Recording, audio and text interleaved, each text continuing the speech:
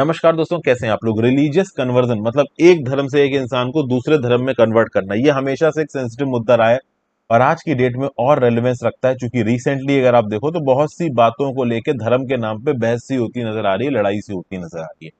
अब इस कंटेक्स्ट में दिल्ली हाई कोर्ट का रिसेंटली ही एक डिसीजन निकल के आया है धर्म परिवर्तन को लेके। ये डिसीजन क्या है, इसके क्या मायने हैं, पहले की सुप्रीम कोर्ट के डिसीजन को कैसे ये वायलेट करता है, क्या धर्म को परिवर्तन करना इंडिया के अंदर एक फंडामेंटल राइट है, इन सब चीजों के बारे में। रिसेंटली एक केस की सुनवाई के दौरान दिल्ली हाईकोर्ट ने बोल दिया कि देखिए भाई, अगर रिलीजियस कन्वर्जन फोर्स तरीके से कराया जा रहा है, जोर जबरदस्ती के साथ कराया जा रहा है, तो वो वर्जित है। लेकिन कोई अपनी मर्जी के साथ धर्म परिवर्तन कर रहा है तो वो प्रोहिबिटेड नहीं है। मतलब दिल्ली हाईकोर्ट यहां पे क्या बोल रही है कि धर्म परिवर्तन प्रोहिबिटेड नहीं है। अब जब दिल्ली हाईकोर्ट ने ये रिमार्क दिए तो उसके बाद आप देखिए तो एक बात के ऊपर बहस छुड़ गई है कि क्या प्रोसेलाइटिज्म ये अलाउड है। क्या इंडिया के अंदर जो रिलीजियस फ्रीडम की परमिशन दी गई है आर्टिकल 25 से 30 के बीच में, वहां पे क्या प्रोसेलाइटिज्म अलाउड है। प्रोसेलाइटिज्म होता क्या है? प्रोसेलाइटिज्म होता है कि कोशिश करके किसी दूसरे धर्म के लोगों को अपने धर्म में कन्वर्ट, और इस कोशिश में आप पैसे देने का इस्तेमाल कर सकते हैं, किसी को डराने धमकाने का इस्तेमाल कर सकते हैं, किसी को डर के आधार पर कन्वर्ट कर सकते हैं। मतलब किसी को पैसा देके, किसी को झांसा देके, पपलू देके, किसी को डरा धमका के, किसी के खिलाफ थोड़ा वायलेंस करके आप उसको उसके धर्म से निकाल के अपने धर्म में ले आओ। इसको आप बोलते हो प्रोसेलाइटिज्म। ये प्रोसेलाइटिज्म बहुत सारी कंट्रीज में इलीगल है, इंडिया के अंदर भी एक प्रकार से इलीगल ही है। लेकिन दिल्ली हाईकोर्ट के रिसेंट जजमेंट के बाद ऐसा समझ में आ रहा है कि शायद इलीगल ना हो।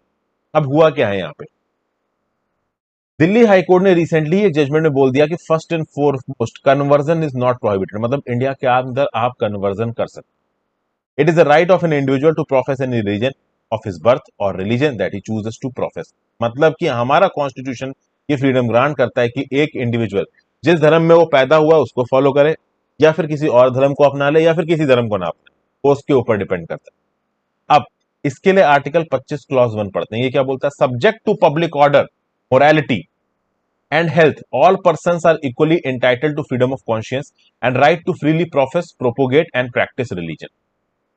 मतलब आर्टिकल 25 बोल रहा है कि आप फ्रीली प्रोफेस कर सकते हो, प्रैक्टिस कर सकते हो, प्रोपोगेट कर सकते हो रिलीजन को। अब देखिए यहाँ पे दो सवाल है, आपको एक चीज समझनी पड़ेगी। एक चीज होती है कि एक इंडिविजुअल ने दूसरे इंसान का धर्म परिवर्तन करवाया, दूसरी चीज होती है कि एक इंसान ने अपनी मर्जी से अपना धर्म परिवर्तन किया। अब ये दोनों चीजें यहाँ पे अलग हैं और बहस यहाँ पे इसी बात पे हो रही है। इसके लिए हमें जाना पड़ेगा 1977 में, आज से लगभग 45 साल पहले। एक 5 जज की बेंच बैठी थी सुप्रीम कोर्ट की, केस का नाम था रेव स्टैनिस loss versus state of Madhya प्रदेश। इस पर्टिकुलर केस में इस 5 जज की बेंच ने क्या बोला था कि article 25 of the Indian constitution के हिसाब से ये जो प्रोपोगेट नाम का शब्द है, इसमें एक इंसान दूसरे इंसान का धर्म परिवर्तन अपने खुद के रिलीजन में करे, ये अलाउड नहीं है।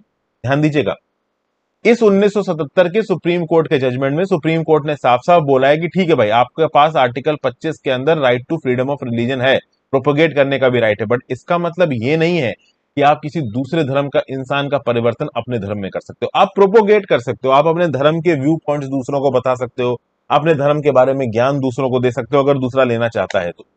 लेकिन आप उसको उसके धर्म से निकाल के अपने धर्म में कन्वर्ट कर लो, ये अलाउड नहीं है, ऐसा सुप्रीम कोर्ट ने 1977 में बोला था। सुप्रीम कोर्ट का लॉजिक क्या था?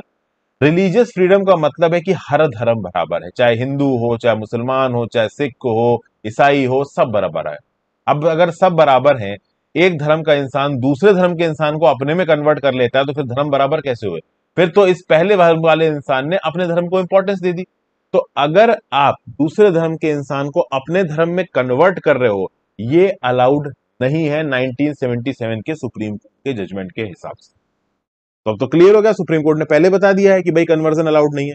लेकिन यहां पे दिल्ली हाईकोर्ट किसी और सेंस में बात कर रहा है। रिसेंटली सुप्रीम कोर्ट के जो एडवोकेट है कलीश्वरम राज साहब, इन्होंने बोला है कि 1977 का सुप्रीम कोर्ट का जजमेंट इनकम्प्लीट है। ये सुप्रीम कोर्ट का जजमेंट क्या बोल रहा है कि भाई ठीक है, आप एक धर्म के हो, XYZ किसी भी धर्म के हो, तो अगर आप किसी दूसरे धर्म के इंसान को अपने धर्म में कन्वर्ट करते हो, वो अलाउड नहीं है। लेकिन सुप्रीम कोर्ट ने ये नहीं बोला कि एक इंसान अगर अपनी मर्जी के हिसाब से अपने आप को दूसरे धर्म में कन्वर्ट करता है तो क्या वो अलाउड है। इसके बारे में सुप्रीम कोर्ट ने कुछ नहीं बोला।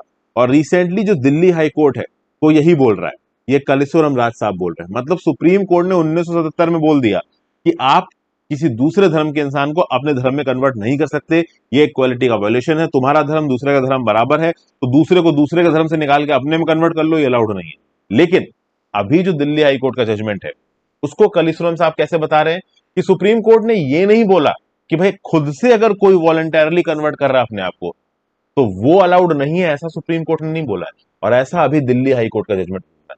मतलब दिल्ली हाई कोर्ट के जजमेंट को सुप्रीम कोर्ट के 1977 के जजमेंट का वायलेशन नहीं माना जा रहा है। 1977 का सुप्रीम कोर्ट का जज क्या बोल रहा है कि कोई एक धर्म का इंसान दूसरे धर्म के इंसान को अपने में कन्वर्ट नहीं कर सकता। लेकिन अगर ये दूसरे धर्म का इंसान खुद बोल दे कि हाँ भाई मैं अपनी मर्जी से कन्वर्ट कर रहा हूं, कोई और रिस्पॉन्सिबल नहीं है, तो कन्वर्जन अलाउड है। तो अब ऐसे केसेस में क्या प्रोसेलाइटिज्म भी अलाउड है? क्या प्रोसेलाइटिज्म के चलते मास कन्वर्जन होता है? कई बार सुनने में आता है कि भाई एससी और एसटी कम्युनिटी के लोगों को मास बेसिस पे कन्वर्ट कर दिया गया। तो मास बेसिस पे जो कन्वर्जन वाला काम हो रहा है, इसमें अगर बड़े स्केल पे अगर गरीब लोगों को बहुत सारी नौकरियां, पैसा बांट दिया जाए और वो खुद आके बोल दे कि हाँ भाई हम तो वॉलंटरली ये धर्म अपना रहे हैं, तो क्या उस केस में वो चीज अनकॉन्स्टिट्यूशनल होगी? क्या प्रोसेलाइटिज्म को यहां पे अलाउ किया जा सकता है? ये अब एक नया टॉपिक छिड़ के आ गया है। मोस्ट प्रॉब्ली ये केस फिर से सुप्रीम कोर्ट के अंदर पहुंचेगा। लेट्स सी सुप्रीम कोर्ट यहाँ पे क्या जवाब देता है। आप भी अपने व्यू पॉइंट नीचे कमेंट बॉक्स में बताइए दोस्तों। सुप्रीम कोर्ट का जो ये लॉजिक था कि भाई एक धर्म का इंसान दूसरे धर्म के इंसान को अपने में कन्वर्ट नहीं कर सकता, ये जो डिसाइड है, लेकिन दूसरे धर्म का इंसान खुद ही बोल रहा है कि मैं कन्वर्ट हो रहा हूं, पहला वाला रिस्पॉन्सिबल नहीं है, तब क्या कन्वर्जन अलाउड है? कन्वर्जन तो अलाउ हो जाएगा, लेकिन अगर साफ साफ नजर आ रहा है कि वहां पे कोवर्शन के बेसिस पे, पैसे के बेसिस पे, ब्राइबरी के बेसिस पे, कोई अनइंटेंडेड इंसेंटिव के बेसिस पे ये कन्वर्जन हो रहा है, तो ऑब्वियसली बात है कन्वर्जन गलत होता है। इसके बारे में आप किस प्रकार से अपना व्यू पॉइंट रखते हैं, नीचे कमेंट बॉक्स में बताइए। पहले का 1977 का स्टैनलेस लॉस जजमेंट भी मैंने आपको बता दिया, और अभी जो दिल्ली हाई कोर्ट ने व्यू पॉइंट बताया है मैंने आपको। आई होप कुछ ना कुछ रेलिवेंट लगी होगी। Thank you for watching friends. जिस पेपर टू रिलीजन और जुडिशरी में न्यूज आपको काम आ सकती है, वीडियो को ज्यादा से ज्यादा लोगों के साथ शेयर करिएगा, इंस्टाग्राम पे फॉलो कर लीजिएगा, टेलीग्राम ग्रुप ज्वाइन कर लीजिएगा। ये Stanislaus versus state of Madhya Pradesh judgment important है, 1977 का कॉन्स्टिट्यूशन बेंच सुप्रीम कोर्ट का जजमेंट है 5 जज का, इसको भी याद रखिएगा। और जितना ज्यादा हो सके वीडियो को लाइक और शेयर करें दोस्तों, इससे वीडियो का एंगेजमेंट बढ़ता है। हो सके तो ज्वाइन और सुपर थैंक्स का ऑप्शन दबा के भी हेल्प करें।